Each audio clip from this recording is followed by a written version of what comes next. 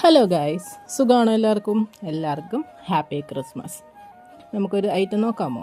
ബട്ടറിൽ bread sort ചെയ്തെടുക്കുക. ചെറു കഷ്ണങ്ങളാക്കിയതാണ്.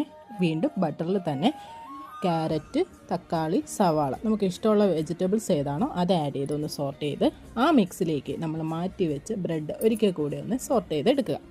ഇനി ഇതിലേക്ക് 3 മുട്ട വേണം. ഞാൻ 2 മുട്ട എടുക്കുന്നതാണ് കാണിച്ചിട്ടുള്ളത്. 3 മുട്ടയുടെ ആവശ്യമുണ്ട് കേട്ടോ. ആ മുട്ടയിലേക്ക് കുരുമുളക്, ഉപ്പ്, ആവശ്യത്തിന് ഉപ്പ് ഇട്ട് ഒന്ന് മിക്സ് ചെയ്ത് ബീറ്റ് ചെയ്തതിന് ശേഷം ഇതിലേക്ക് ഒഴിച്ച് ഒരു 5 മിനിറ്റ് വേവിക്കാം.